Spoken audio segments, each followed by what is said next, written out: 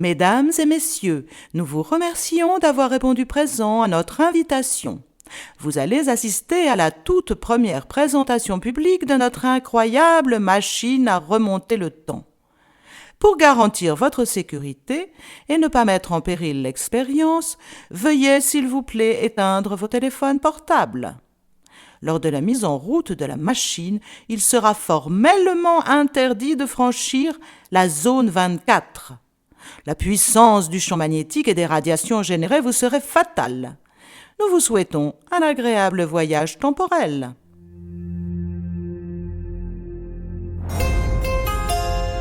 Voyager dans le temps a toujours relevé de la science-fiction. Jusqu'à ce qu'au milieu du siècle dernier, des scientifiques renommés prirent cette idée au sérieux. La mise au point d'une technologie visant à explorer le temps n'était plus une idée farfelue. Enfant, Nikolai Lazarev rêvait déjà de pouvoir explorer le passé. Ce projet a commencé à germer dans sa tête le jour où il a perdu ses parents, victimes d'un accident de voiture. Âgé de 10 ans, il s'est alors fait une promesse, celle de construire une machine qui lui permettrait de remonter le temps pour revenir au jour du drame et peut-être de leur sauver la vie en modifiant le cours des événements. Aujourd'hui, il est docteur en physique et mécanique quantique et mène en parallèle de sa vie de scientifique des recherches dans son laboratoire à l'abri des regards. C'est seulement depuis l'incroyable découverte qu'il a faite, il y a une dizaine d'années, qu'il a su réellement qu'il pourrait bientôt passer de la théorie à la réalité. Le voici enfin prêt à révéler ses travaux au grand jour.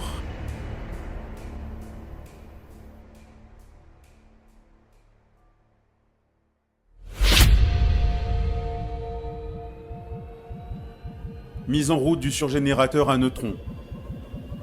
Attention, ceci n'est pas un exercice. Montée en puissance des moteurs quantiques. Champ magnétique en cours d'inversion.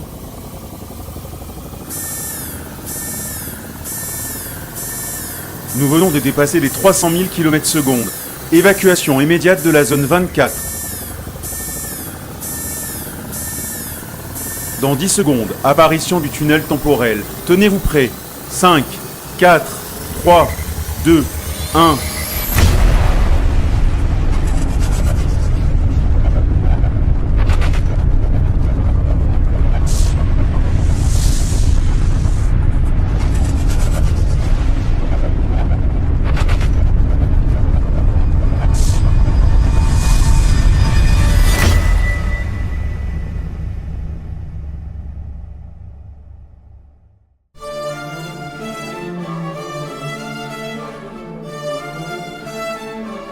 Au XVIIe siècle, on croyait encore que la Terre était située au centre du monde. Passant outre aux interdictions de l'Église, Galilée se permit d'affirmer que la Terre, au contraire, tournait sur elle-même et autour du Soleil. Parce qu'il remettait en cause les certitudes des théologiens, Galilée, jugé par le tribunal de l'Inquisition, fut condamné. Lorsque la pièce commence, le pape, au Vatican, prend connaissance de la gravité de la situation.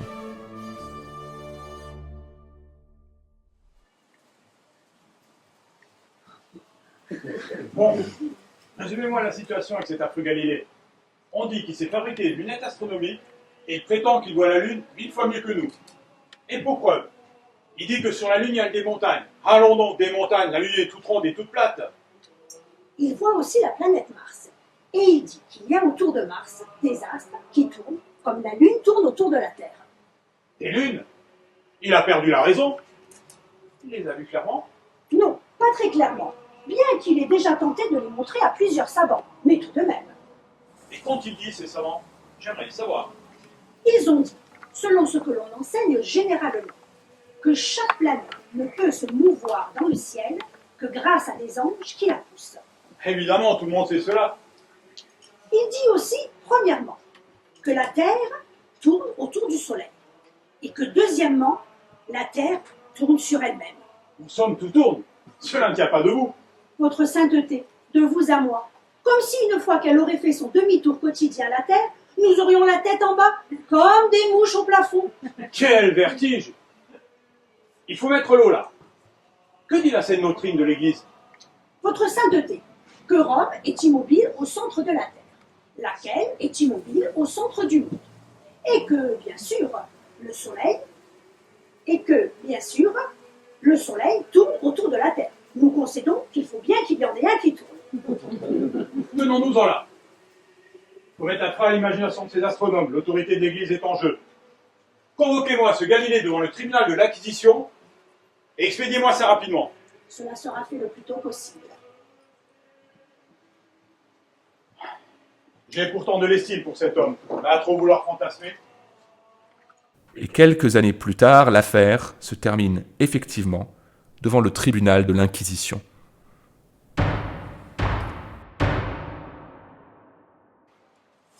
Nous, grands accusateurs de la Sainte Inquisition, nous disons, statuons et déclarons que toi, Galilée, tu t'es rendu suspect d'hérésie devant l'Église catholique pour avoir soutenu et adopté cette doctrine fausse et contraire aux Écritures saintes et divines selon laquelle la terre ne serait pas le centre du monde, qu'elle tournerait sur elle-même et accomplirait également une révolution annuelle autour du soleil.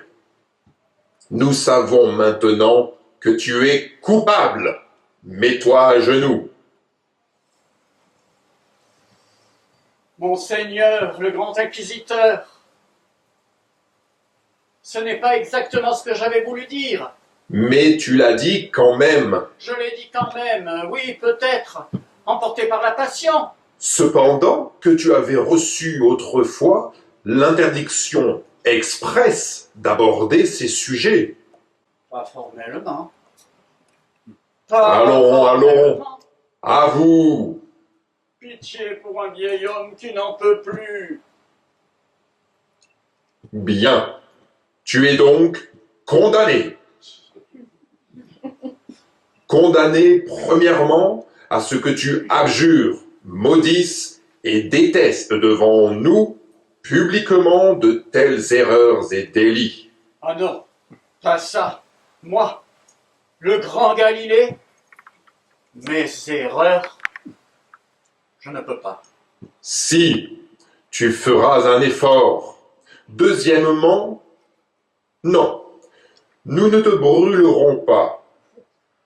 Mais il faut bien que tu sois puni. Tu finiras le reste de ta vie en prison. En prison, pour le reste de ma vie. Justement, avec ton grand âge, tu n'y dureras pas trop longtemps. Vous êtes impitoyable.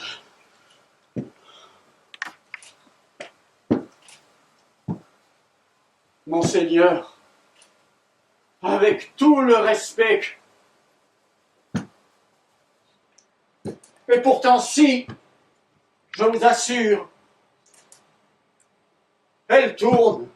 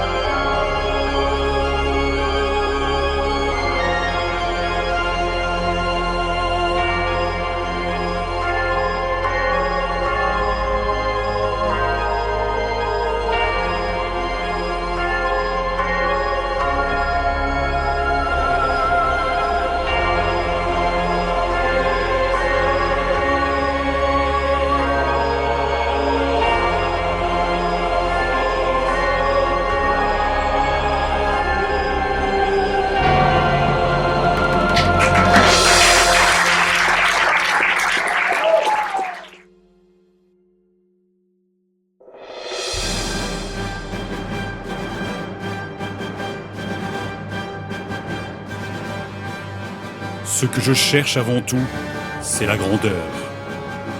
Ce qui est grand est toujours beau. La froideur est la plus grande qualité d'un homme destiné à commander.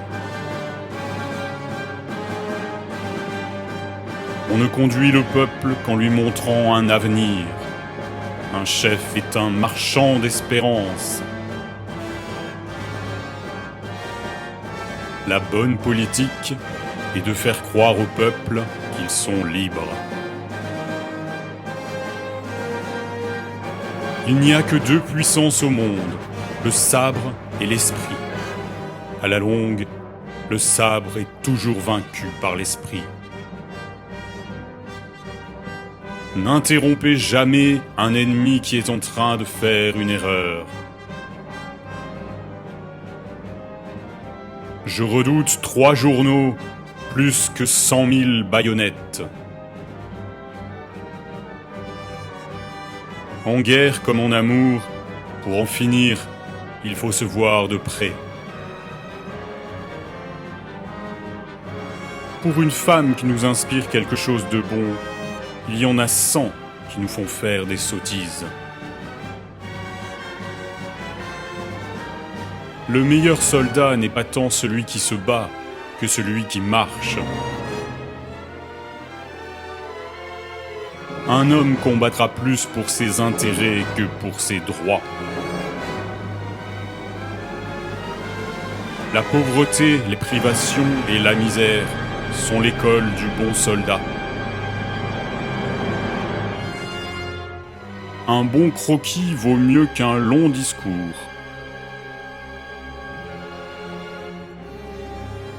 L'intelligence ne se mesure pas des pieds à la tête, mais de la tête au ciel. Les règlements sont faits pour les médiocres et les indécis. Rien de grand ne se fait sans l'imagination. Le doute est l'ennemi des grandes entreprises.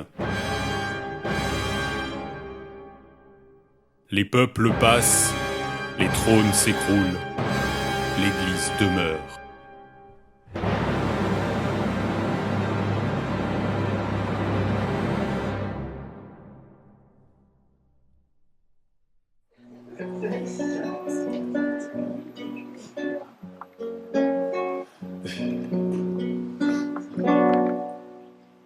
Tu madre quando te taglio y te quito al mundo, corazón helado te dio para amar segundo, corazón helado te dio para amar segundo. Addio, addio querida, no quiero la vida, me la amargaste tú.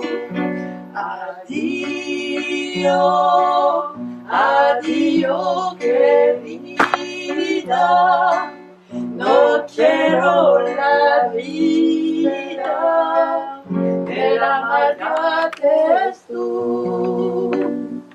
Va a buscarte otro amor, alma otra fuera, a esperar otro amor, que para mí sos muerta.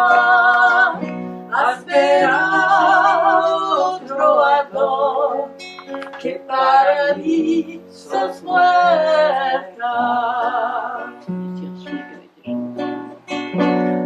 Addio, addio querida, no quiero la vida, me la amargaste tú. Addio, addio querida, no quiero la vida, el amargarte es tú.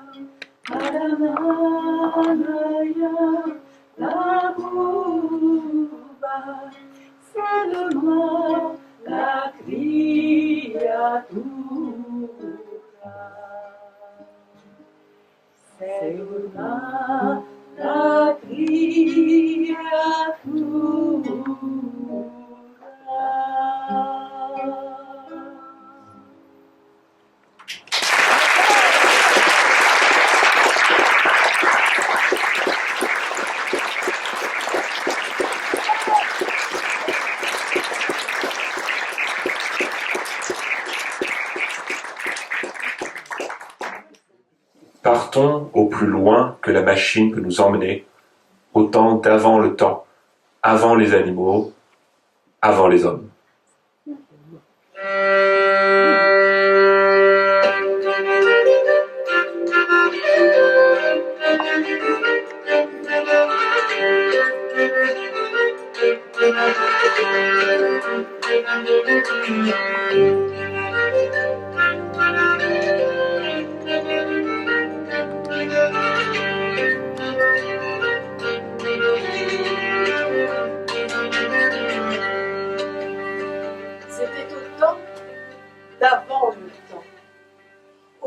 Les nuages rêvaient et où dormaient encore les vents. En ce temps-là, la mère de la vie donnait naissance à ses 2 fils. Lorsqu'elle a accouché du premier, elle l'a déposé là, juste à côté d'elle, et elle lui a souri. Lui, il regardait tout ce qui l'entourait et il semblait heureux, satisfait. Puis elle s'est hâtée de donner naissance au second enfant, car à l'intérieur de son ventre, il donnait des coups de pied, il donnait des coups de poing, il hurlait sa rage de n'être que le deuxième. L'autre l'avait déjà devancé. Lorsqu'enfin elle a accouché de son second enfant, elle l'a posé à côté du premier, et au regard qu'ils se redonnaient, elle s'est dit que ces deux-là, jamais, jamais, ils ne s'entendraient. Le premier, le souriant, le doux, elle l'a appelé Dieu. Le second, le coléreux, le teigneux, elle l'a appelé Diable. Dieu s'est de suite mis à l'œuvre. Il a commencé avec un peu de terre, avec un peu de glaise, à construire des collines. Puis, il a créé des rivières. Puis, il a créé des montagnes. Ensuite, il a repris un peu de glaise, un peu d'eau, et il a construit, créé des animaux. Et à chacun, il a donné son souffle. Et à chacun, il a donné un nom. Toutes les créatures qu'il créait prenaient vie. Diable, lui, regardez les champs qu'avait créés Dieu.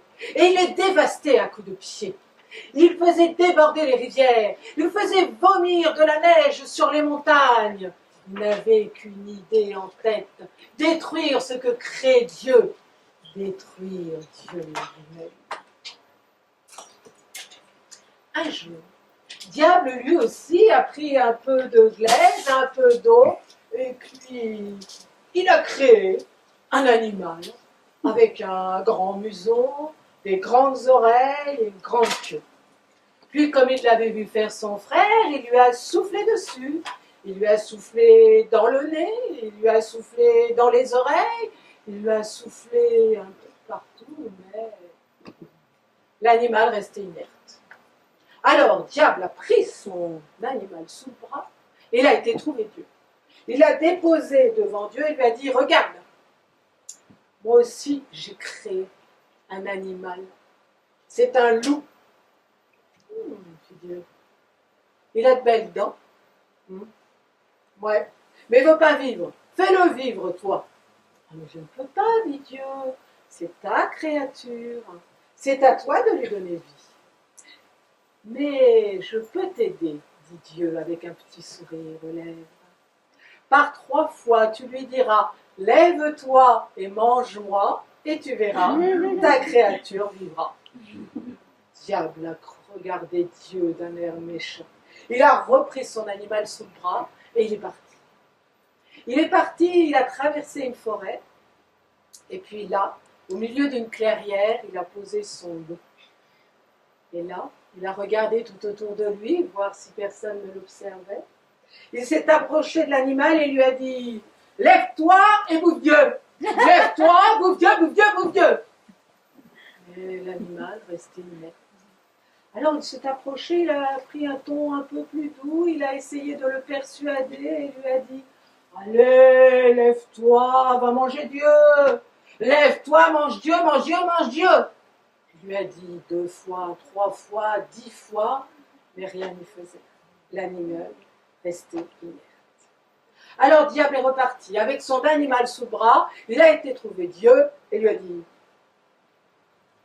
« Ça marche pas. » Ah, dit Dieu, es-tu sûr d'avoir dit exactement les mots que je t'ai dit de dire? Oui, presque. Si tu dis exactement les mots que je t'ai dit de dire, tu verras, ton animal vivra. Alors Diable, avec un soupir, a repris son animal sous le bras et il est reparti. Cette fois-ci, il est parti à déposer son loup sur la berge d'un lac. Et lui, il est rentré dans l'eau. Il a eu de l'eau d'abord jusqu'aux genoux, puis jusqu'au ventre, puis jusqu'à la poitrine et jusqu'au cou. Et là, lorsqu'il a eu de l'eau jusqu'au cou, il a commencé à crier « Lève-toi et mange-moi! Lève-toi et mange-moi!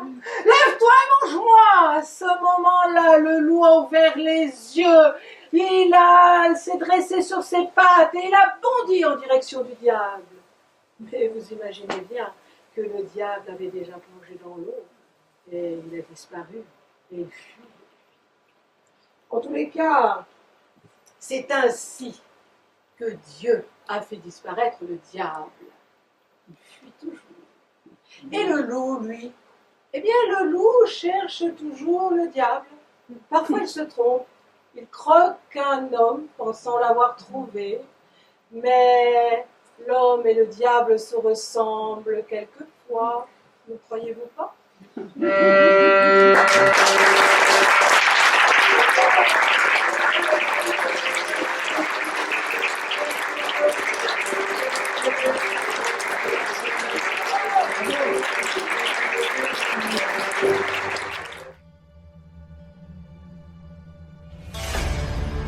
À l'époque de Cléopâtre, au 1er siècle avant Jésus-Christ, le principal théâtre d'opération des généraux romains était la Méditerranée.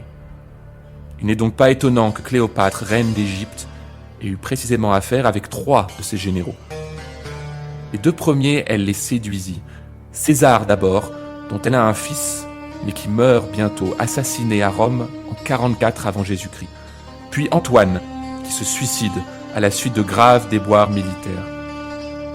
Pour le 3e, Octave, qui, devenu empereur, prendra le nom d'Auguste, la tentative de séduction échouera et Cléopâtre n'aura plus qu'à disparaître. Mais pour le moment, nous sommes à Alexandrie, dans le palais de Cléopâtre.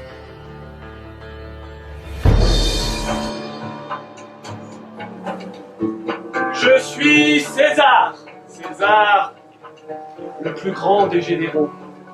Je dirais même plus, je suis le très grand général, le très grand César. J'ai, ma foi, j'ai remporté beaucoup de victoires sur beaucoup de peuples. Et parfois, j'ai rencontré quelques guerres civiles dont je me suis bien tiré. Et maintenant, me voici à Alexandrie. À Alexandrie, je vais pouvoir faire de cette capitale la plus grande capitale de tout l'Empire et dominer toutes les nations du monde civilisé.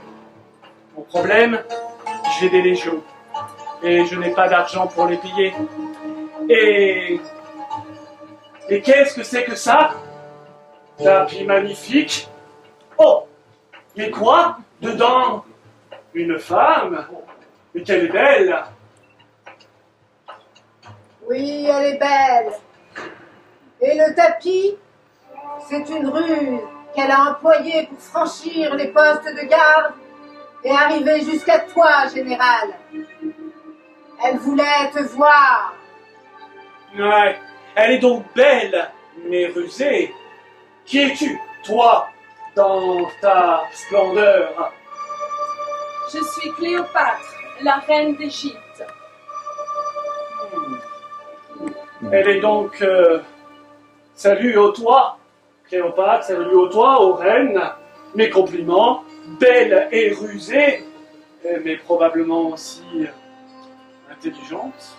Naturellement, diva César, ô toi le plus grand conquérant de tous les temps, dont la gloire surpasse même celle de l'immense Alexandre. Donc, elle est donc belle, mais aussi très intelligente, tu as tout compris. Je suis surtout riche, César, très riche.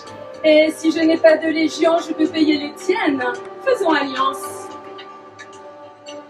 Ma foi, j'y pensais plus ou moins. Que me demandes-tu en échange?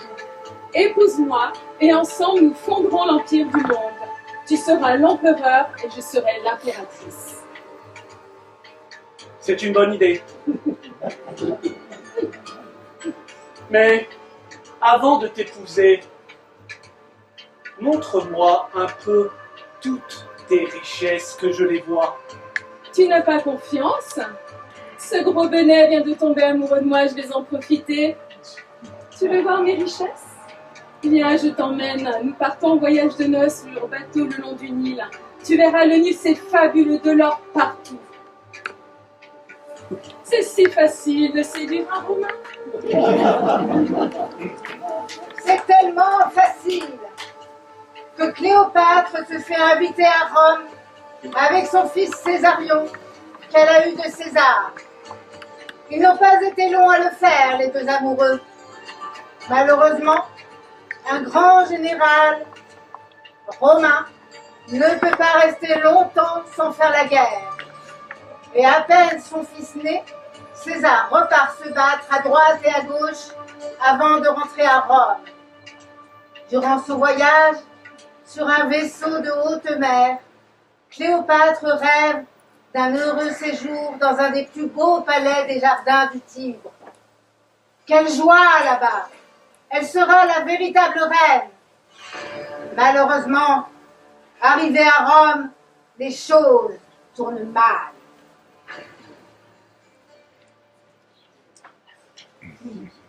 Hélas, César est mort. Il voulait commander à tout le monde, et cela n'a pas plu à Brutus. Ils l'ont percé de 100 coups de poignard. Mais je suis Antoine, le plus proche lieutenant de César, et je vais essayer de le venger. Mais avant tout, je m'intéresse de près à sa belle veuve, Cléopâtre, reine d'Égypte. Oh mon ami, j'ai perdu mon César, j'ai perdu mon soutien. Antoine, peux-tu maintenant être mon César? Ça a marché une première fois, je ne vois pas pourquoi ça ne marcherait pas une deuxième fois. Je raffole décidément des Romains. Mais tu sais bien que je ne demande que ça, ma Cléopâtre. Oh, mon Antoine, viens, je t'emmène, nous partons pour Alexandrie, et là-bas je t'aurai à moi tout entier. Embarquons. J'espère que les vents nous seront favorables. Arrivé à Alexandrie, Antoine passe son temps à boire, à manger et à danser avec ses compagnons d'armes, jour et nuit.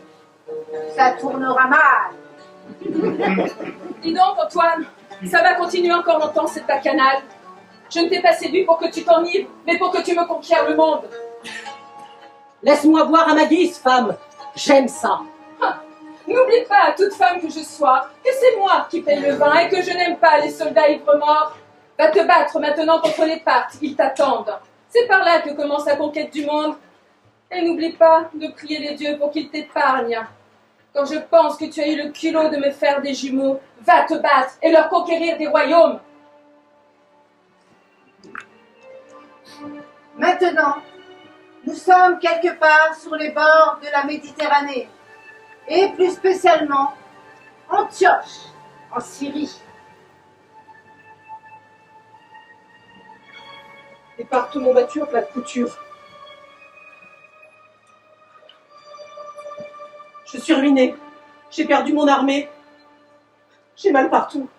J'ai honte. Cléopâtre, je t'aime encore. Réconcilions-nous. Tu me donneras ton or et je me referai une santé. Je veux bien. Je t'aime encore moi aussi, j'en ai bien peur. J'y mets cependant quelques conditions. Premièrement, tu m'épouses. Mais j'ai déjà une femme à Rome, la sœur d'Octave, le futur empereur. Tu le sais bien. Ce n'est pas mon affaire, tu te débrouilles avec eux. Premièrement donc, tu m'épouses. Et deuxièmement, tu reconnais mon fils Césarion comme héritier de l'Empire romain. Mais je vais me brouiller avec tous les citoyens de l'Empire romain. Tu n'as qu'à leur imposer ta volonté. N'oublie pas que Césarion est le fils de César, il a donc quelques droits à régner sur eux. Mais nous allons devoir faire la guerre. Et c'est ça qui te fait peur? Peur à moi? Non. Si, ça me fait peur. Attends, je vais y réfléchir. Tu n'es pas seulement un débauché, tu es un froussard. Mais pourquoi donc est-ce que je t'aime encore? Et peu après, à Alexandrie, dans le palais de Cléopâtre, débarque le troisième des généraux, Octave, qui aura le dernier mot. Eh bien, reine Cléopâtre, ton Antoine, ton héros, s'est fait battre par 2 fois. Et par 2 fois, il s'est enfui devant moi. Je comprends qu'il se soit ainsi suicidé en se jetant sur son épée. Rien d'autre à faire pour un Romain vaincu. Il n'était vraiment pas digne de toi. Je le sais bien qu'il n'était pas digne de moi. Vous autres femmes avez de ces faiblesses que je ne m'explique pas. Ce sont les Romains qui me font perdre la tête, ça ne rate jamais. Octave, tu es le fils adoptif de César que j'ai aimé.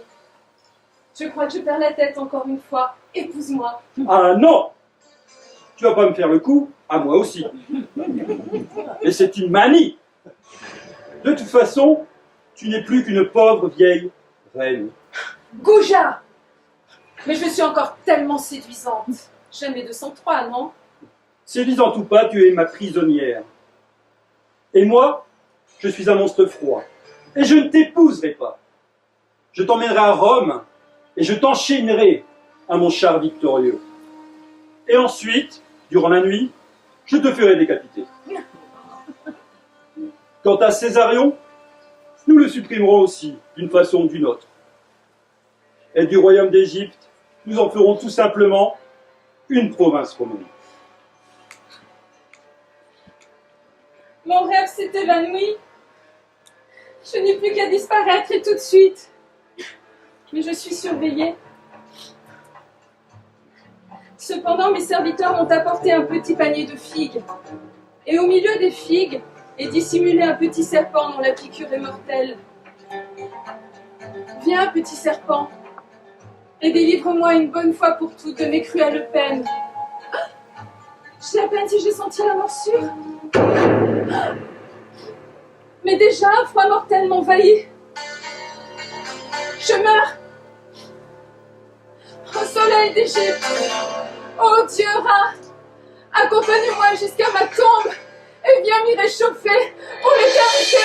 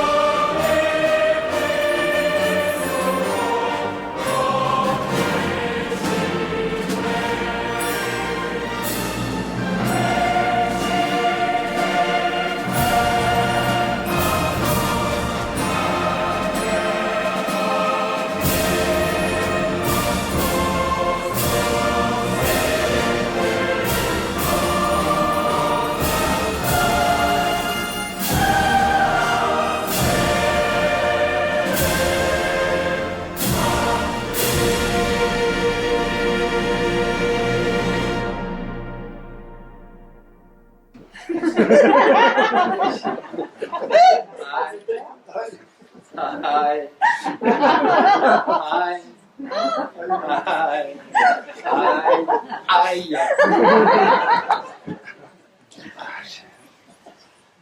Hello, everybody. I am very happy to be here tonight. Excuse me. Yes. Yes. No. No. Oh, fuck. Ok. A priori, personne ne parle anglais ici. On vient de me souffler dans mon sonotone que vous n'étiez pas bilingue. Donc, je vais faire l'effort de parler français. Bonjour à tous, je suis Elisabeth, the Queen, Elisabeth. Elisabeth Chou. Je vous présente Mercedes. Elle est adorable, je l'ai appelée Mercedes en hommage à Lady Di. Allez, il reste là, tu es gentil, tu ne bouges pas. Il est adorable, lui. Je suis un petit peu fatigué ce soir parce que je reviens d'un congrès de légionnaires. Et les légionnaires m'adorent, moi la reine, puisque les légionnaires adorent rentrer dans l'arène.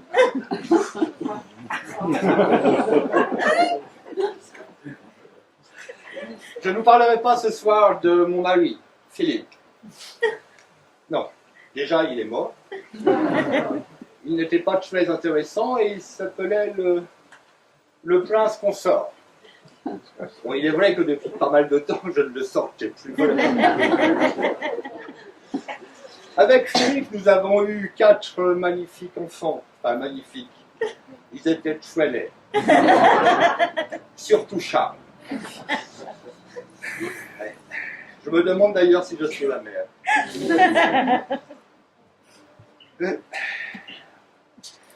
Donc Charles était très très vilain et il a malgré tout trouvé l'amour. Il a trouvé l'amour avec Lady Di, une femme merveilleuse, délicieuse, Je l'aimais beaucoup. Beaucoup, beaucoup, beaucoup. Enfin, je l'aimais bien. Et alors, tellement que je l'aimais, je suis allé au Crédit Agricole ou à Guichet pour casser mon plan épargne logement. Et je leur ai payé le mariage du siècle. Très beau mariage. Ouais, j'ai perdu des intérêts quand même. Lady Di a été courageuse, car elle a couché avec Charles. Et ils ont eu 3 enfants. 2, pardon, non, c'est 2. Oui, excusez-moi, je suis vieille. Ils m'ont fait 2 petits-fils. Très sympathiques, très gentils, que j'aime beaucoup. Donc Lady Diana, je l'aimais beaucoup parce qu'elle a été courageuse, elle m'a fait des petits-enfants. Après, elle s'est occupée d'enfants pauvres. Et moi, personnellement, je n'ai jamais compris pourquoi des enfants choisissent de naître pauvres. Je ne vois pas l'intérêt. Franchement, je cherche encore. Ça fait 98 ans que je cherche. Je n'ai toujours pas compris. Chacun fait comme il veut. Et là, elle est devenue extrêmement populaire. Extrêmement populaire.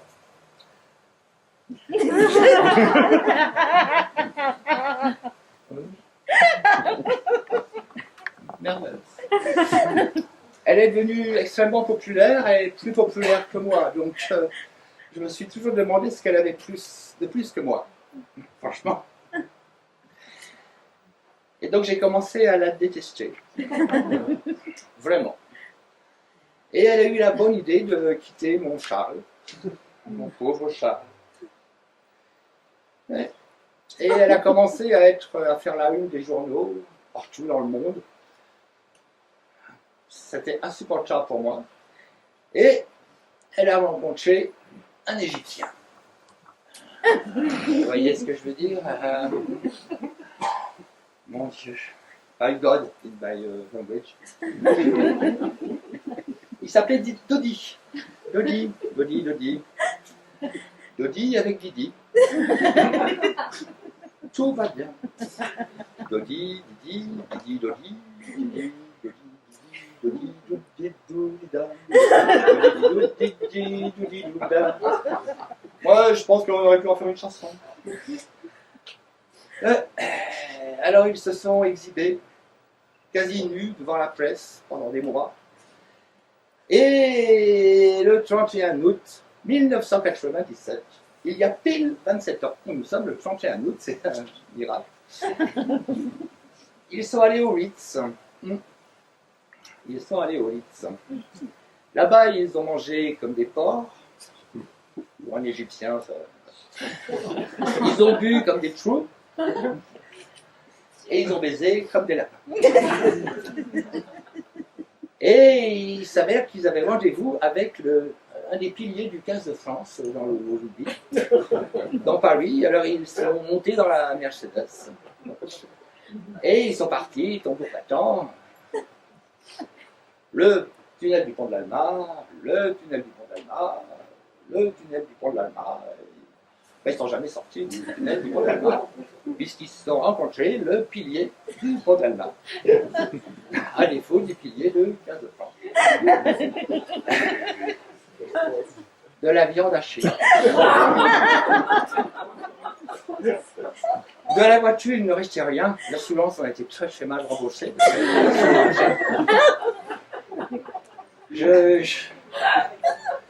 Ça m'a coûté cher, franchement, en plus la franchise. Enfin bon, je ne vais pas vous faire un cours sur les assurances, mais c'est vrai que des fois il faut garder les contrats. Donc le monde a pleuré, moi aussi, pas un peu. J'ai pleuré de joie. Et je suis retourné à la banque pour recasser un bon plan par logement que j'avais réouvert suite au mariage.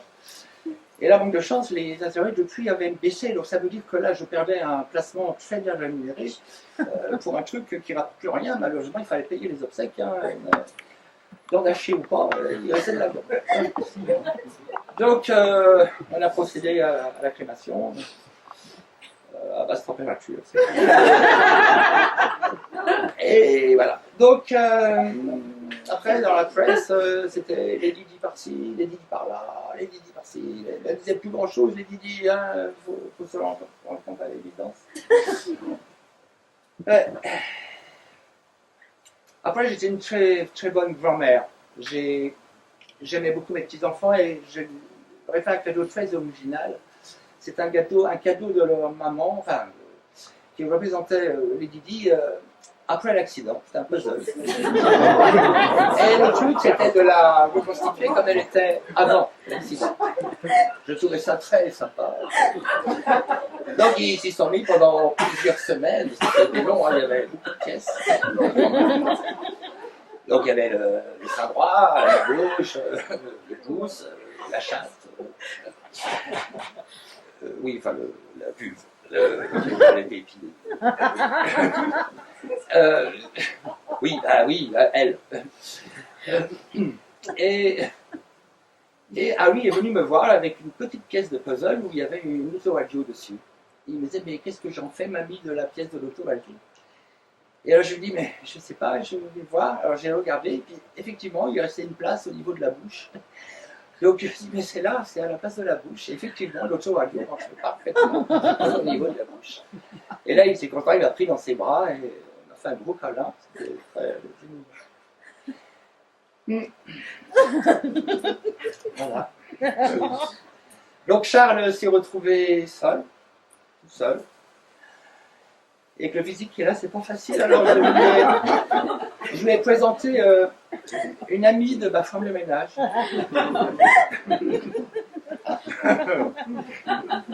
Nathalie, la voisine. De Voilon. Elle a une partie queue. Nathalie, la voisine de Voilon. Une pauvre noble. Et alors le problème, c'est qu'elle parle l'anglais comme une vache espagnole. Alors que quand on la regarde, elle a plus de la portugaise. Ah, je parle au niveau pilosité. Mais nous avons un point commun et une chose qui nous différencie, elle et moi. Est-ce que vous avez une idée de ce que ça peut être? Le point commun, nous sommes toutes les deux reines. Oui, c'est une reine. Moi, je suis reine d'Angleterre et elle, c'est la reine des quiches.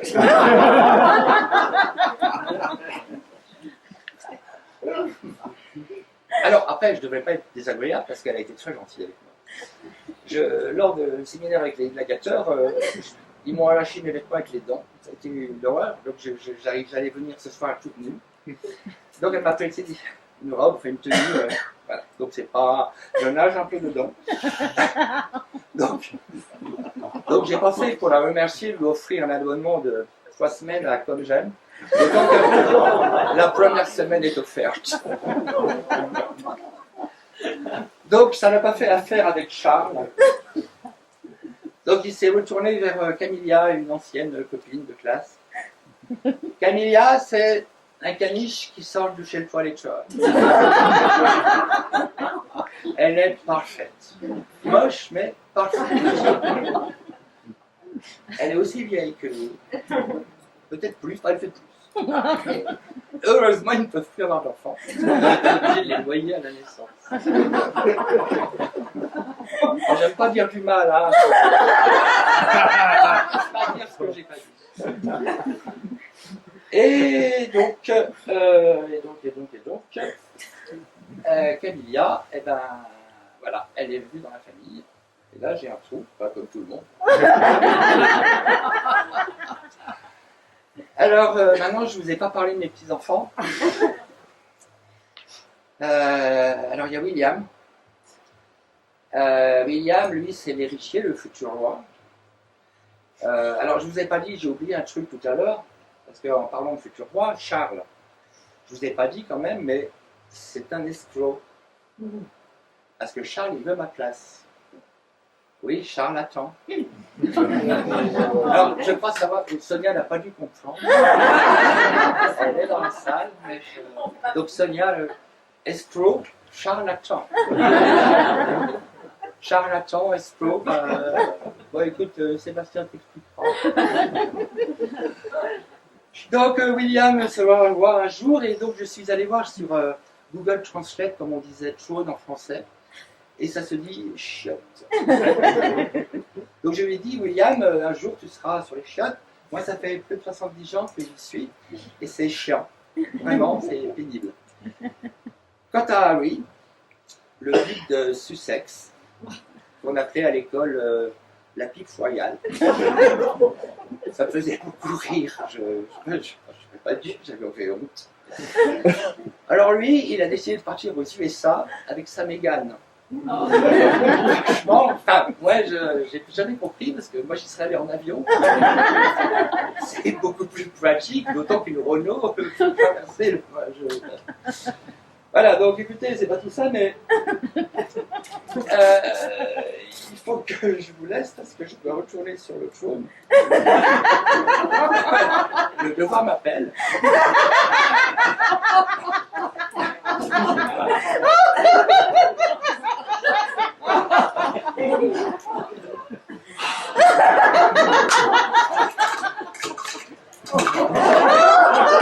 Ah, libéré.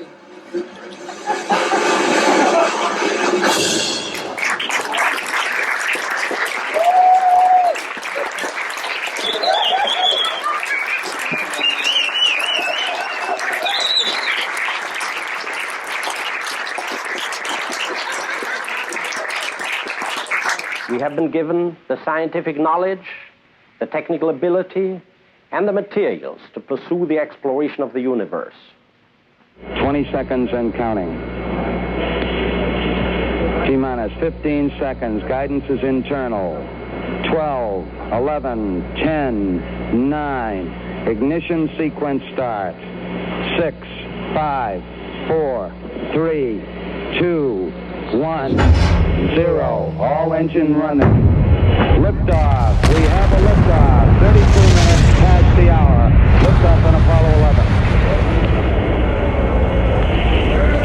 Tower clear. We got a roll program.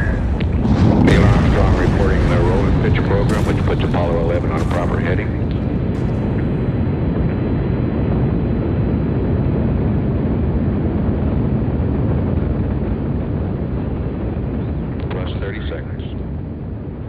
Roger, Gordon. We're at the third collector portion of the sequence operation sample 1, and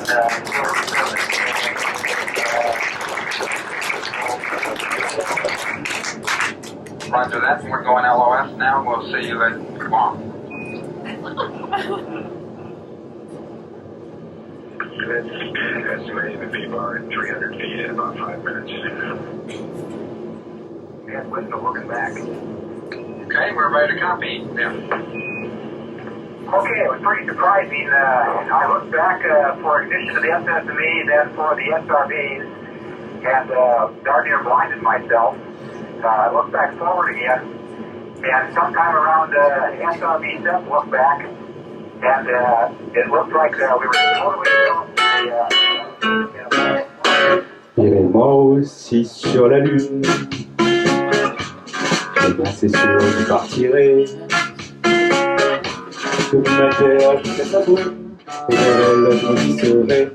Auprès des fleurs assez vides, lui dire que je l'aime depuis peu. Irai-moi aussi sur la Lune. Comme je pouvais imaginer. Et quand le soleil t'abandonne, je rougis de me délaisser. Je sens l'aura de l'auréole m'envahir, je me quitte. C'est sûr, j'irai un jour là-haut, puiser des secrets à la louche, aussi pour lui faire un cadeau, avec l'éléphant et tout. Non, c'est sûr, j'irai là-haut, j'ai déjà fait de la fusée, avec des ailes pour mieux voler, au-dessus de la volatile. J'irai moi aussi sur la lune, pour l'échange de secrets. Laissez emballer dans un tube, les géants de l'eau de Noé. Je vais la voir un jour, c'est sûr, et je serai même pas déguisé. C'est sûr, j'irai un jour là-haut, puiser les secrets à la douche, aussi pour lui faire un cadeau, radeau d'éléphant et de mouche. Maintenant c'est sûr, j'irai là-haut. J'ai déjà prévu la fusée avec des ailes pour mieux voler au-dessus de la Voie lactée.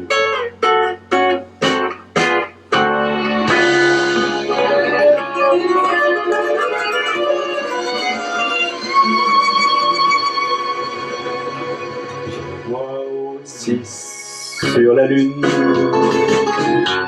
j'irai c'est sûr marcher là-haut. Des idées semées par nos bouches et les rêves d'humanité, j'irai pour la réconforter, lui dire que je l'aime de plus près. C'est sûr, j'irai un jour là-haut, puiser des secrets à la louche, aussi pour lui faire un cadeau, à de l'éléphant et de mouche. C'est sûr, j'irai là-haut. J'ai déjà prévu la fusée avec des ailes pour mieux voler au-dessus de la Voie lactée. C'est sûr, j'irai un jour là-haut, puis j'ai des secrets à la louche aussi pour lui faire un cadeau à tous les éléphants et de mouches. Un jour, c'est sûr, j'irai là-haut. J'ai déjà prévu la fusée avec des ailes pour mieux voler au-dessus de la Voie lactée.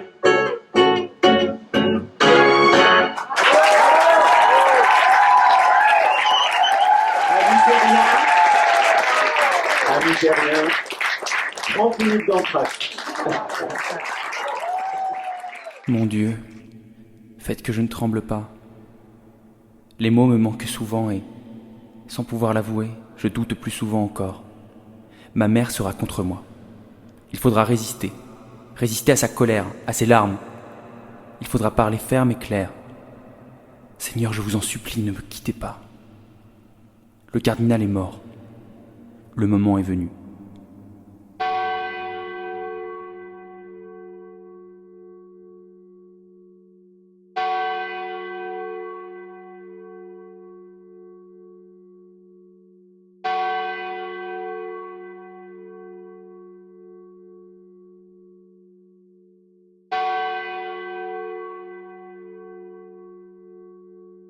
Madame, aujourd'hui la phase du théâtre change.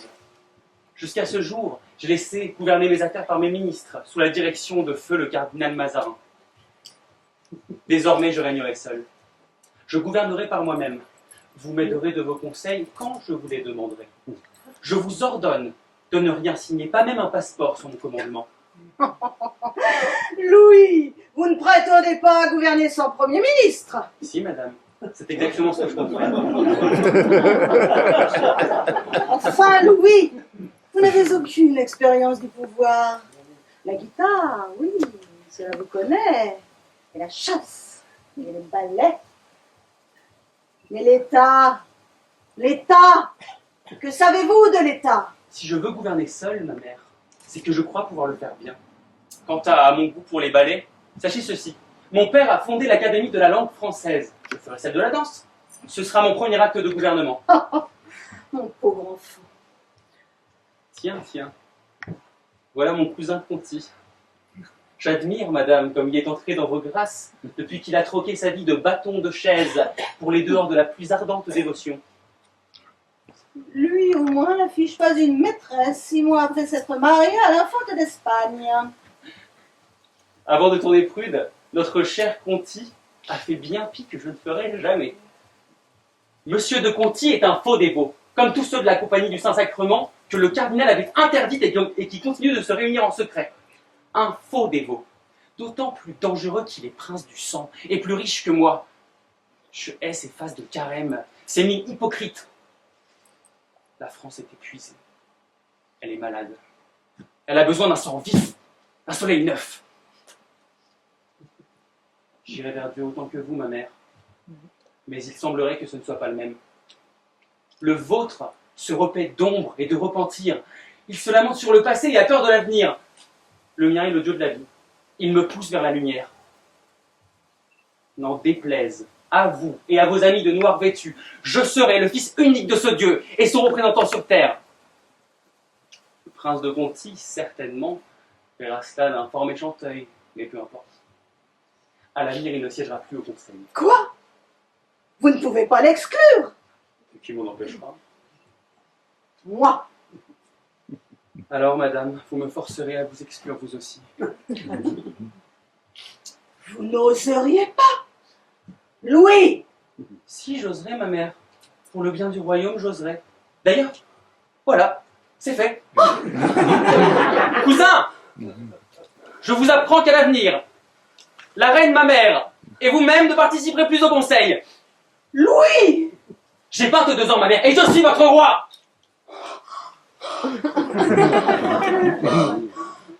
Dans l'ordre que je veux instaurer, il est une chose qui incarne à elle seule l'harmonie universelle et qui a un rôle politique à jouer. La musique. Elle me sert, elle sert l'État et Dieu. D'ailleurs, appelez-moi celui qui en est l'intendant, lui. Lully, approchez. Je veux que la France ait la plus belle musique d'Europe, la plus admirable. Je veux qu'avec les pièces de Monsieur Molière, vous me fassiez des soirées sans rival. Je veux quelque chose d'enlevé, de fringant. Vous savez comment me plaire. Oui, sire, certainement. Je m'y emploierai, sire. Nous allons faire danser tout ce royaume. Nous allons donner des bals, comme personne n'a jamais songé à en rêver. Des illuminations à faire pâlir les étoiles. Nous chanterons la vie et l'amour. Un reflet du paradis.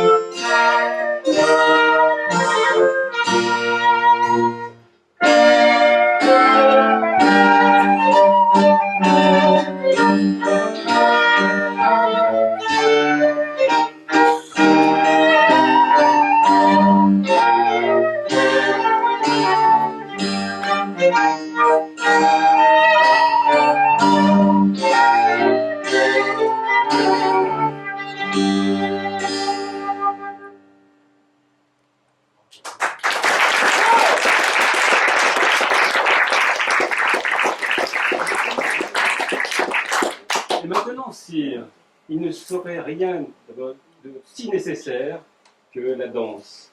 Sans la danse, un homme ne saurait rien faire. Tous les malheurs des hommes, les travers funestes dont les histoires sont remplies, tout cela n'a eu lieu que faute de savoir danser.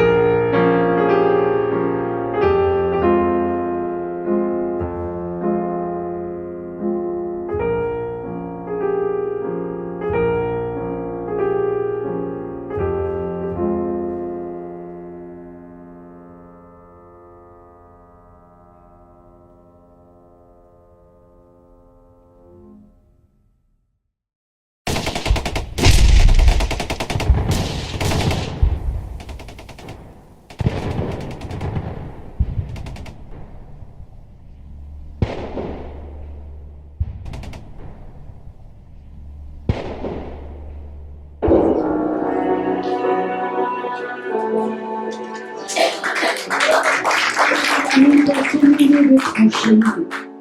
Ma très chère Augustine, je t'écris sans tarder. Le froid piqué me glace et j'ai peur de tomber. Je ne pense qu'à toi, mais je suis un soldat, la la la la la la la la la la la. Et surtout ne t'en fais pas, je serai bientôt là, la la la la la, et tu seras fier de moi. À l'heure où la marchasse des garçons par milliers, si loin de la maison, et la fleur au canon. Ces autres que l'on tue sont les mêmes que moi, mais je ne pleure pas, car je suis un soldat, la la la la la la la la la.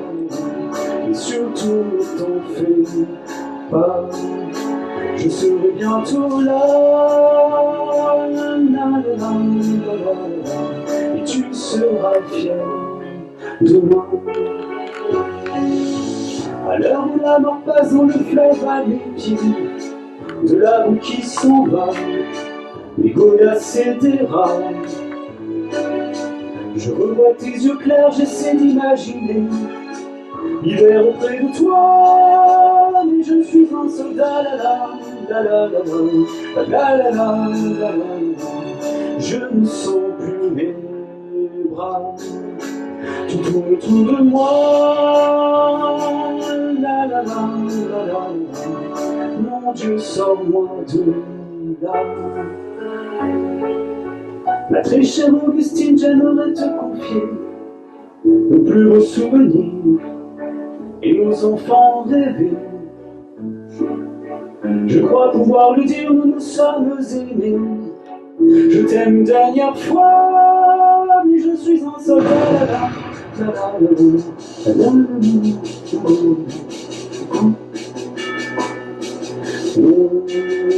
Je reviendrai pas, la la la la la la la la. Je n'étais qu'un soldat, la la la la la la la. Prends soin de toi.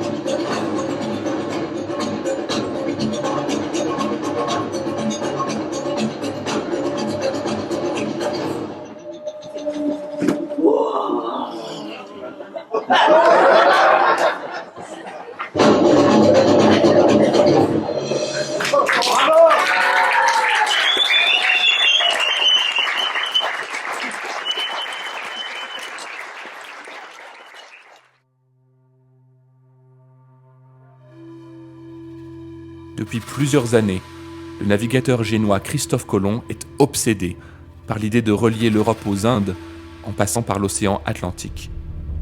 Mais personne ne veut l'entendre.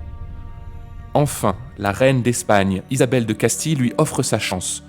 Il part avec 3 caravelles et découvre l'Amérique, sans d'ailleurs savoir que c'est l'Amérique. Mais l'aventure se termine mal.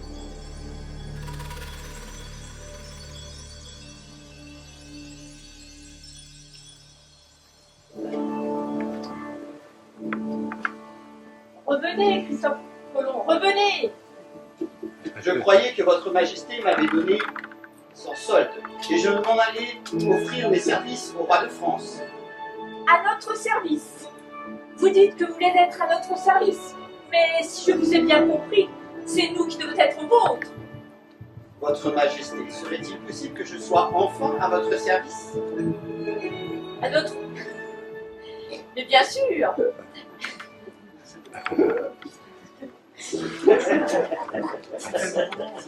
C'est un nouveau monde que je vous offre, il en vaut la peine. Mais qu'en savez-vous?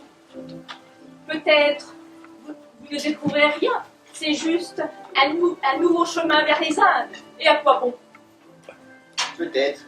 Qui vous dit que je ne découvrirai rien? Peut-être, en effet, Christophe Colomb. Découvrirez-vous quelque chose, mais qui le sait? Quoi qu'il en soit, nous avons terminé de reconquérir notre Espagne sur les morts. Nous avons l'esprit libre pour nous intéresser à votre projet. Que vous faut-il? Pas grand-chose. 3 caravelles, leurs équipages, des cartes maritimes et quelques outils de navigation. Ça peut se trouver. Je veux en plus un très beau projet. Je veux que vous me donniez, moi, le titre d'amiral des mers océanes. Je veux des éperons d'or. Vous y allez fort. Vous ennoblir, vous, un roturier? Je n'en ai pas fini. Je veux également être gouverneur, à titre héréditaire, de l'ensemble des territoires que je découvrirai. Et également gagner le 8e de l'ensemble des richesses que Sa Majesté gagnera sur ces territoires. Vos prétentions sont toujours aussi exorbitantes, mais nous les acceptons. Si vous ne découvrez rien, cela ne nous coûtera guère. Et si vous découvrez quelque chose, le bénéfice sera tel que, à moins que vous n'arriviez en Chine, dont les empereurs n'ont que faire de nos promesses. Bonne route, Christophe Colomb.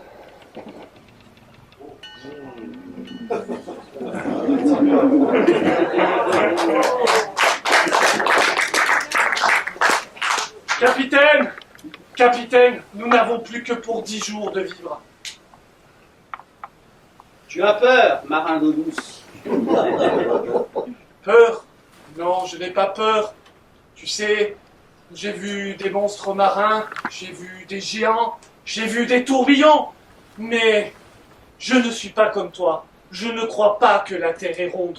Je crois que la Terre est plate et qu'au bout, un océan tombe comme une cascade géante dans un gouffre immense.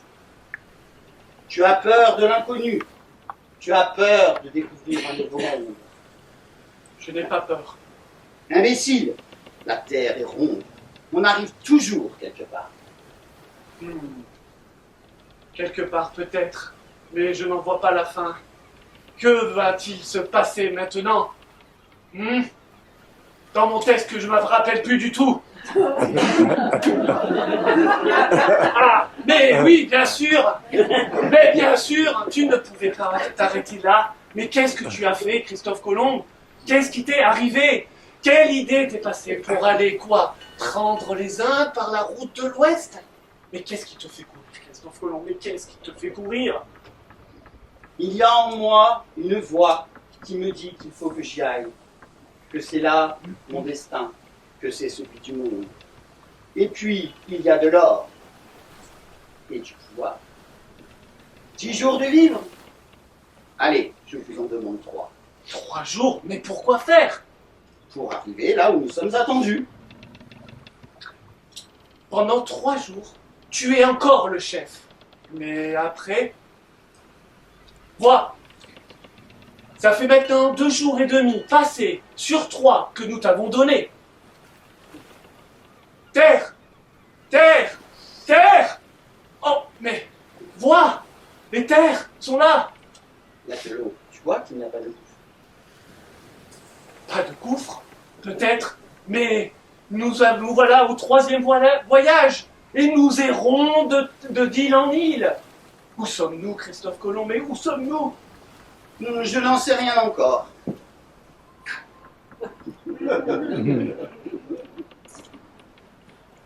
Peut-être que nous allons aller quelque part, là où nous devrions trouver quelques terres, mais les terres sont les unes après les autres. Où sommes-nous, Christophe Colomb? Où sommes-nous? Je n'en sais rien encore. Peut-être au Japon ou en Chine, ou plus probablement aux Indes. Nous allons fonder une ville, et une cité, et une colonie. Nous l'appellerons Saint-Domingue. Qu'est-ce qui se passe ici, Barthélemy Colomb? Qu'est-ce que c'est ces pendus que je vois aux potences, et ces longues files d'Indiens enchaînés? Et où est votre frère, l'amiral Christophe Colomb? Seigneur Bobadilla, qui êtes l'envoyé du roi d'Espagne, nous n'y pouvions rien. Mon frère Christophe est parti remettre de l'ordre dans la colonie. Ils se battent tous, les Espagnols contre les Indiens contre les Indiens, les Espagnols contre les Espagnols. Nous avons dû faire justice. Avoue plutôt que vous avez, toi et ton frère, laissé s'installer un immense désordre dans les territoires dont vous aviez la charge. Seigneur, nos pauvres Espagnols n'avaient pas de maison pour s'abriter, ni de terres à cultiver, ni d'esclaves pour faire le travail, ni de femmes pour passer les nuits. Il fallait bien qu'ils s'en procurent.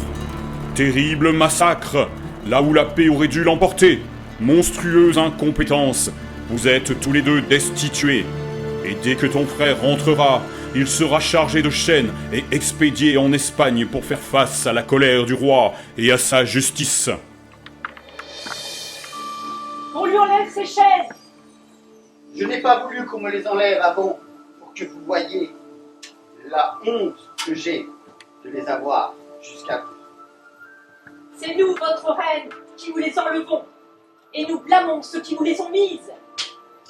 Enlevez-les-moi des mains et mettez-les-moi autour du cou en cordon pour que je me souvienne de ma grandeur et de mon intimité.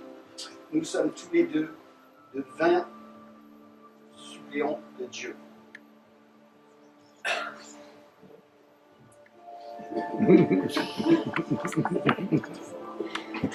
Christophe Colomb, ne te fais pas plus petit que tu n'es et ne nous fatigue pas avec tes redevances et ton titre de gouverneur. Il y en a des gouverneurs, et toi tu étais le découvreur, l'unique. Et tu étais fait pour découvrir et non pour gouverner. Je n'ai voulu que votre gloire. Et je voudrais que vous me donniez mes revenus, ce que vous m'aviez promis. Ô ma reine, faites s'il vous plaît ce que vous deviez faire. Et votre titre de gloire éternelle, Christophe Colomb, c'est d'avoir mis au jour un nouveau continent, car vous avez découvert un continent. Ainsi dire, d'achever la création, et bientôt vous serez un héros aux yeux du monde entier. J'ai fait ce que j'ai pu.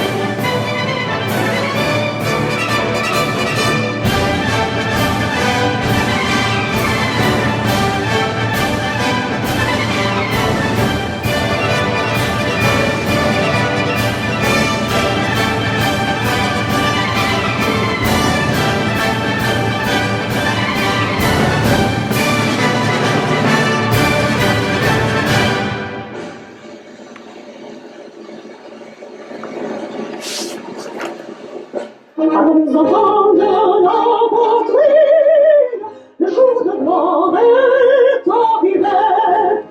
Contre nous de la tyrannie, l'étendard sanglant élevé, l'étendard sanglant élevé. Attendez-vous,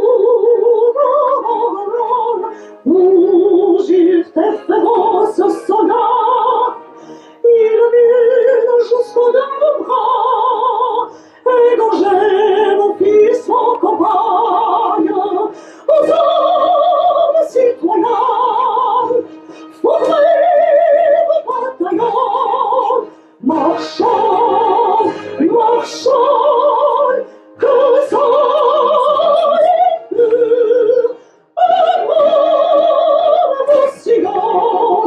amour sacré de la voisine, quand tu soutiens mon ravageant. Liberté, liberté chérie, comme avec des défenseurs, comme avec des défenseurs, sous nos drapeaux que la victoire accourt à tes malheurs sanes. Que tes ennemis expirants voient ton triomphe et notre gloire. Aux hommes citoyens, formez vos bataillons. Marchons, marchons, que sonne plus Sion. Allons enfants de la patrie, le jour de gloire est arrivé. Contre nous de la tyrannie, l'étendard sanglant élevé, l'étendard sanglant élevé. Entendez-vous dans les campagnes mugir des féroces soldats. Ils viennent jusqu'au de vos bras, égorger vos fils, vos compagnes. Aux hommes citoyens, formez vos bataillons. Marchons, marchons, que ça n'est plus Sion. Marchons, marchons, que ça n'est plus Sion.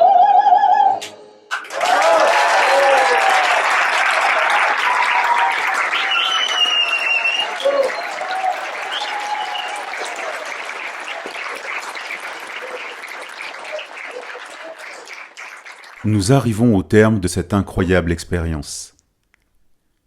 Pour cet ultime voyage temporel, nous allons partir vers l'inconnu. Nous ignorons ce que nous allons découvrir, car il n'existe aucun écrit, aucun travaux d'historien ou d'archéologue sur l'époque que vous allez découvrir. Grâce à notre machine révolutionnaire, partons maintenant dans le futur.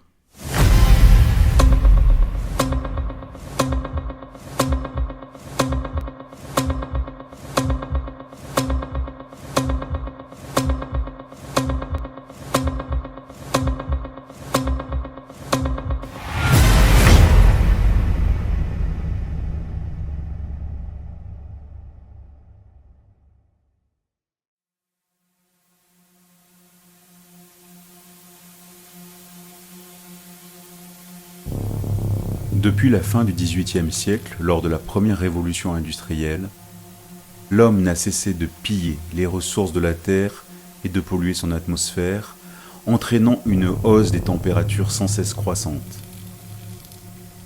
Pendant plus de 500 ans, elle s'est appauvrie, réchauffée, asséchée. Peu à peu, de façon irréversible, la glace des pôles a entièrement disparu. Le niveau des mers et des océans est monté de plus de 50 mètres. Le centre de gravité terrestre a été profondément modifié, entraînant un changement brutal de la trajectoire de son orbite.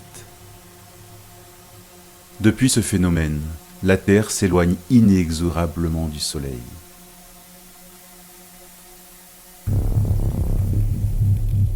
Après de nombreux siècles de chaleur intense, notre planète est rentrée dans un long processus de glaciation, mettant en péril l'humanité tout entière.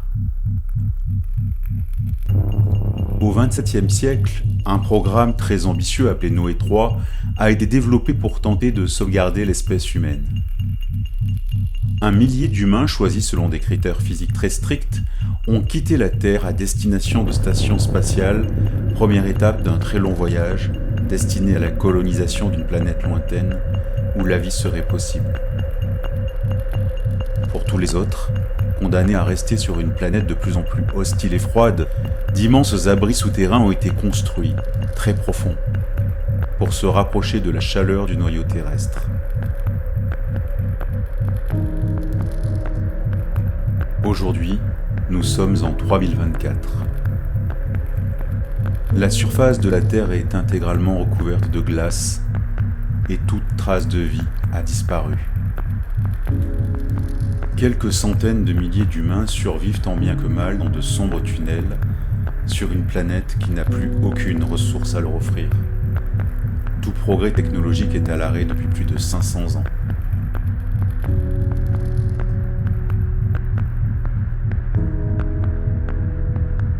Certaines nuits, pour s'échapper de cet enfer, les plus téméraires d'entre eux remontent à la surface et bravent le vent glacial pour contempler la beauté des étoiles et rêver, en levant les yeux au ciel, à une vie meilleure.